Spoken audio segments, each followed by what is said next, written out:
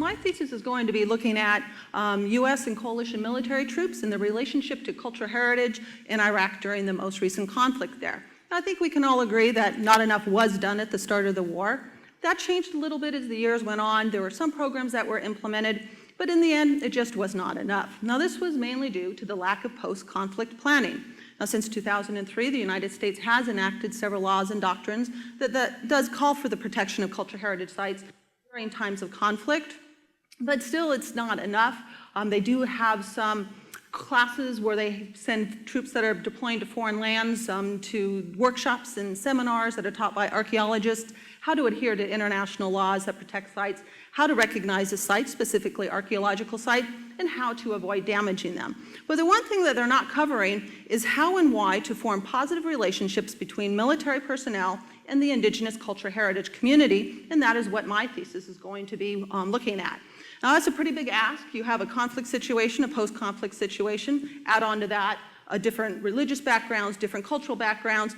There's going to be a lot of challenges. But I'm here to tell you that it can be done because I worked in Iraq for almost 8 years, and I helped form a lot of these relationships between foreign militaries and the local Iraqi community that works on cultural heritage programs.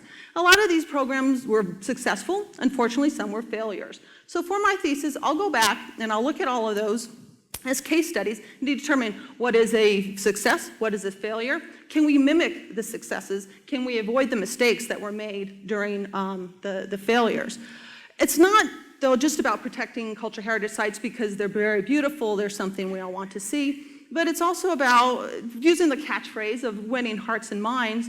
But if you think about that, it's really something that is forming the human bond, the human relationship. You have the military that's working positively with the local community. You can form these bonds, and the theory is that forming those bonds is going to deflect conflict in that specific area, and hopefully this is something that can be used by governors all across the world, that they can incorporate this type of planning into conflict and post-conflict strategies.